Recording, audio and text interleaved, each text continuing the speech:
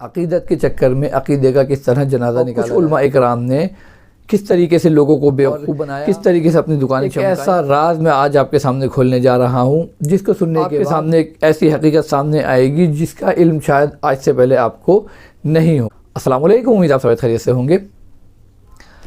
एक कब्रिस्तान है नॉर्मल, जैसे कि हम दिल्ली शहर में रहते हैं। हमारे यहाँ एक बहुत बड़ा कब्रिस्तान है, जदीद कब्रिस्तान है, दिल्ली गेट के नाम से मशहूर है।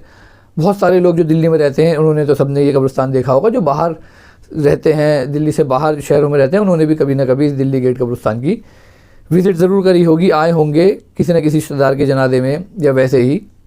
तो इस कब्रिस्तान के अंदर भी बहुत सारे मुर्दे जो है दफन हैं, बहुत सारे बुज़ुर्ग, बहुत सारे नेक लोग, और हर तरीके से जो है वो गरीब से लेकर अमीर तक इस कब्रिस्तान में दफन होता है।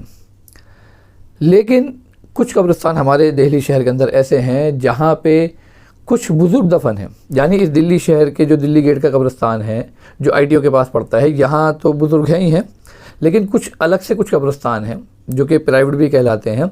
कुछ ऐसे बुज़ुर्ग हैं वहाँ पे जहाँ पे उन बुज़ुर्गों को जो है वो बुज़ुर्ग समझा गया, बुज़ुर्ग माना गया, और हम उनकी बुज़ुर्गी में किसी तरह का कोई शक नहीं कर रहे। उन कब्रिस्तानों में लोग दफन होने के लिए, यानी अपने मुर्दों को दफन करने के लिए कैसी कैसी जद्दोजहद करते हैं और अपनी तिजोरियों के मुँह खोल देते हैं।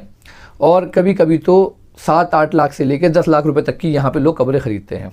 जी हाँ, और यहाँ पे जो है मुँह मांगे रेट पे कब्रें जो है लोग लेते हैं। बहुत सारे लोग वसीयत करके मरते हैं, जब हम मरें तो हमें फला कब्रिस्तान में ही दफन करवाना। अब इसके पीछे की वजह जो है वो बहुत ही अजीब व गरीब और बहुत ख़ास है। वजह यह है कि जो लोग इन कब्रिस्तानों में दफन होना चाहते हैं उनमें से 90% लोग ऐसे होते हैं जिनको ये उम्मीद होती है कि हमने अगरचे ज़िंदगी में गुनाह के काम करे हैं, लोगों के हक़ दबाए हैं, वसीयतें बहनों की भाइयों की खा ली हैं, झूठ बोल के बेईमानी करके पैसा कमाया है, सूद लिया है, यानी कि दुनिया जहान के मकर फ़रेब करे हैं। तो अब हम जब मरेंगे तो क्योंकि हमारे पास दौलत बहुत है तो अपने बच्चों से वसीयत करके जाते हैं कि भाई हमें फला कब्रिस्तान में दफन करना। क्योंकि आलिमों ने ये कह रखा है, कुछ आलिमों ने, मैं सबकी बात नहीं कर रहा, कि उलमा इकराम ने ये कह रखा है कि जिस कब्रिस्तान में कोई बुज़ुर्ग है, यानी कि जो नामचीन बुज़ुर्ग हैं, अगर आप वहाँ पे तदफीन करते हैं अपने मुर्दे को तो उसकी बरकतों की वजह से जो है आपके मुर्दे के ऊपर अज़ाब क़ब्र नहीं होगा, या हट जाएगा, या उसके गुनाह माफ़ हो जाएंगे। इस तरह की बहुत सारी जो है लोगों को चूरन कराया गया है, और इस वजह से जो है लोग मरने से पहले ही मोटी मोटी रकमें जो है अपने तदफीन के लिए तैयार करके जाते हैं, या कब्रें बुक करके जाते हैं कि हमें तो फला कब्रिस्तान में ही दफन करवाना। बहुत से लोग इस वजह से भी तदफीन करवाते हैं कि जी हमारे बाप वहीं हैं, दादा वहीं हैं, तो भाई हम भी इसीलिए वहाँ पे दफन हो जाएं। ये एक बिल्कुल अलग मैटर है। लेकिन ज़्यादातर लोगों का मानना ये है कि जिस कब्रिस्तान में कोई बुज़ुर्ग होता है तो उसकी बरकतों की वजह से जो है हमारे मुर्दे के ऊपर अज़ाब क़ब्र नहीं होगा। नॉर्मल दिल्ली गेट जो कब्रिस्तान है वहाँ का रेट आपको मिसाल के तौर पे 5 से 10 हज़ार रुपये में कब्र मिल जाएगी। और इन कब्रिस्तानों में जहाँ पे बुज़ुर्ग दफन है और नामचीन बुज़ुर्ग दफन है, तो इन कब्रिस्तानों में 4 लाख, 5 लाख, 10 लाख का रेट जो है वो चलता है। जगह और उस अंदर बाहर के एतबार से जो है वो लोगों को कब्रें मिलती हैं। तो अब ये हम समझते हैं अपनी आज की इस वीडियो में कि क्या वाकई में कि किसी कब्रिस्तान में जहाँ पे कोई बुज़ुर्ग दफन हो, जैसे आपने सुना होगा कि भाई अगर पड़ोस अच्छा होगा तो वो मुर्दे को जो है परेशानी नहीं होगी। यानी कि अगर कोई नेक बुज़ुर्ग उस कब्रिस्तान में दफन है और वहाँ पे अगर किसी मुर्दे को दफनाया जाएगा तो वो जो है उसके साथ ठीक ठाक मामला होगा, क्योंकि वहाँ पे तो अल्लाह ताला की रहमतें नाज़िल हो रही हैं, क्योंकि वहाँ पे अल्लाह के वली दफन है, अल्लाह के बुज़ुर्ग दफन है, अल्लाह के दोस्त दफन है। तो भाई उस कब्रिस्तान में तो अल्लाह की रहमतें नाज़िल हो रही हैं, तो भाई हमारा मुर्दा भी जो है ऐश करेगा। तो ये बात कितनी सच है आज हम जानेंगे सही हदीस की रोशनी में। यानी कि हम इस बात को जानेंगे दीन की रूह से। हम किसी मौलवी, किसी आलिम की सोच से नहीं चलेंगे, हम बात करेंगे कि हदीस में हमें क्या मिलता है। क्या वाकई में किसी कब्रिस्तान में जहाँ पे बुज़ुर्ग दफन हो, अगर किसी मुर्दे को दफनाया जाता है और वो मुर्दा गुनाहगार है, तो क्या वाकई में उसका अज़ाब ख़त्म हो जाता है, या कम हो जाता है, या रुक दिया जाता है? तो आइए मैं आपके सामने एक हदीस रखता हूँ। ये हदीस हमें 3 किताबों में मिलती है। ये हदीस हमें बुखारी शरीफ में भी मिलेगी, मुस्लिम शरीफ में भी मिलेगी, और हमें मिशकात में भी मिलेगी ये हदीस। और तीनों किताबों के अंदर बिल्कुल एक ही तरीके से हदीस है, एक आध अल्फाज जो है वो आगे पीछे इसके अंदर है। मैं आपके सामने हदीस रखता हूँ, लेकिन हदीस रखने से पहले मैं आपको एक बात बता दूँ कि कितना ही बड़ा बुज़ुर्ग हो, कितना ही बड़ा वली हो, कितना ही बड़ा अब्दाल हो, कुतुब हो, कितना ही बड़ा औलिया अल्लाह हो, वो सहाबा इकराम के बराबर नहीं पहुँच सकते। ये जो है आपके सामने कैटेगरी में रख रहा हूँ कि कौन किसके मुकाबले को नहीं छू सकता। यानी कि बड़े से बड़ा वली जो है वो सहाबा इकराम के दर्जे को नहीं पहुँच सकता। भले से सहाबा इकराम भले से कम दर्जे के कोई सहाबी भी हों, लेकिन बड़े से बड़ा वली भी जो है वो उन सहाबी के मकाम तक नहीं पहुँच सकता। जैसे कि मैं आपको मिसाल देके समझाऊँ कि हज़रत अब्दुल कादिर जिलानी रहमतुल्लाह अलैह भी जो है वो छोटे से छोटे सहाबी के मकाम तक नहीं पहुँच सकते। भले से अब्दुल कादिर जिलानी रहमतुल्लाह अलैह का दर्जा कितना ही ऊंचा हो, लेकिन वो अदना से अदना सहाबी के मकाम पर भी नहीं पहुँच सकते। अब आप इस मिसाल से समझ लीजिए। और बड़े से बड़ा सहाबी यानी कि 4 खुलफाए राशिदीन हैं, हज़रत अबू बकर सिद्दीक़, हज़रत उमर, हज़रत उस्मान, हज़रत अली अल्लाह तआला अन्हु, ये भी जो है किसी नबी के मकाम तक नहीं पहुँच सकते। ठीक है, और कोई भी नबी जो है वो अल्लाह के मकाम तक नहीं पहुँच सकता। तो ये कि ये दीन का एक लेवल है जो कि हर चीज़ जो है अपने लेवल में बटी हुई है, कोई इस लेवल से ऊंचा नहीं जा सकता।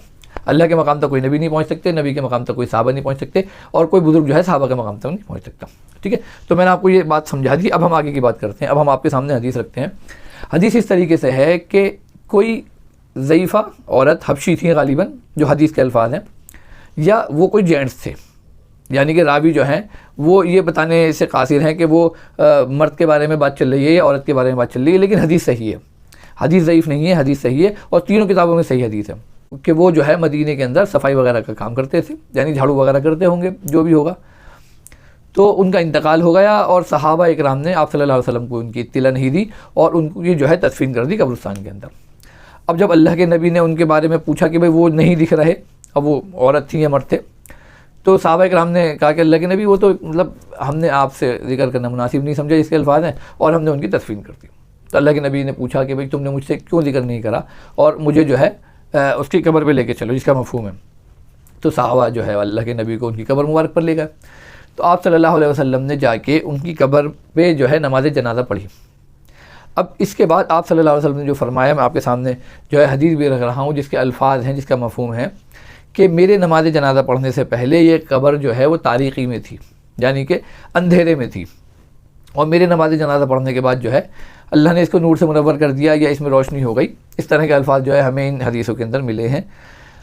एक जगह मैंने ये भी जो है इसके बारे में सुना कि भाई मेरे नमाज जनाजा पढ़ने से पहले इसके ऊपर कब्र का अज़ाब हो रहा था, और मेरे नमाज जनाजा पढ़ने के बाद जो है अल्लाह ने इसका कब्र का अज़ाब ख़त्म कर दिया। अल्लाह पाक हमेशा माफ़ फरमाए। अल्फाज मेरे आगे पीछे हो सकते हैं, हदीसें मैं आपके सामने रख रहा हूँ, लेकिन बात यह है कि जब आप ये हदीस के नंबर भी हैं आपके सामने, आप अपने उलमा किराम से इन अल्फाज का मतलब जाके पता कर लीजिएगा, तो कहीं ना कहीं अल्लाह पाक हमेशा माफ़ फरमाए अल्फाज यही निकलेंगे, अंधेरियों के और तारीकियों के जो है अल्फाज आपको कहीं ना कहीं यही मिलेंगे। अगर मेरी आपको बात बुरी लगे कि मैं आपको ऐसा लगे कि सहाबा इकराम की शान में कोई गुस्ताखी कर रहा हूँ, तो आप मुझे माफ़ करिएगा, अल्लाह मुझे माफ़ करे।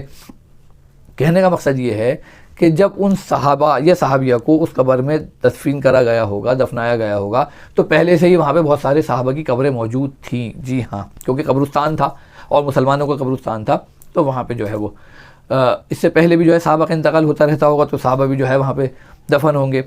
तो आप इस बात को समझ लीजिए कि कोई भी बड़े से बड़ा बुज़ुर्ग जो है सहाबा के मकाम तक नहीं पहुँच सकता। तो जब वहाँ पहले से ही सहाबा मौजूद थे कब्रों के अंदर, और फिर उनकी कब्र के अंदर तारीकी थी, अंधेरे थे, तो इसका क्या मतलब हम निकालें कि क्या सहाबा इकराम के वहाँ पे कब्रिस्तान में मौजूद होने के बावजूद भी, यानी कब्र के अंदर मौजूद होने के बावजूद भी जो है उनकी कब्र जो है तारीकियों में थी। इससे हमें ये पता चलता है कि कोई बुज़ुर्ग, कोई अब्दाल किसी कब्रिस्तान में मौजूद हो, उसके आमाल उसके साथ हैं, आप अगर गुनहगार हैं तो आपकी कब्र में आपके साथ मामला होगा। किसी बुज़ुर्ग के तदफीन होने की वजह से आपके साथ कोई नरमी का मामला नहीं करा जाएगा, ये बात आप समझ लीजिए। अगर कोई आलिम आपसे ये बात कहता है तो आप उसके सामने ये हदीस रख के इसका मतलब पूछ लीजिएगा, क्योंकि हमारे सामने सबसे पहले कुरान, उसके बाद हदीस, उसके बाद किसी बुज़ुर्ग का कौल। जब हमें अल्लाह के नबी की बात मिल गई तो फिर हम किसी बुज़ुर्ग की बात को नहीं मानेंगे, किसी आलिम की बात को नहीं मानेंगे, किसी मुफ्ती की बात को नहीं मानेंगे। तो ये बात, ये हदीस जो है मैंने आपके सामने रख दी है। अब जिसको भी ये लगता है कि वो अगरचे किसी बुज़ुर्ग के कब्रिस्तान में अपने आप को मरने के बाद तदफीन करवाना चाहता है, तो वो इस गलत फहमी से अपने आप को निकाल ले कि बिल्कुल भी उसके साथ नरमी का मामला नहीं होगा। अगर वो चाहता है कि अल्लाह ताला उसके साथ नरमी का मामला करे, तो उसको दुनिया में ही अपने अमालों के ऊपर गौर करना पड़ेगा। उम्मीद आपको जो समझ में आ गई होगी। मेरी वीडियो आपको अच्छी लगी तो इसको लाइक कर सकते हैं। इसी तरह की मेरी वीडियो आपको मिलती रहे तो आप मेरे चैनल को सब्सक्राइब कर सकते हैं और मेरी वीडियो को आप सब अपने से शेयर कर सकते हैं। अल्लाह हाफिज़।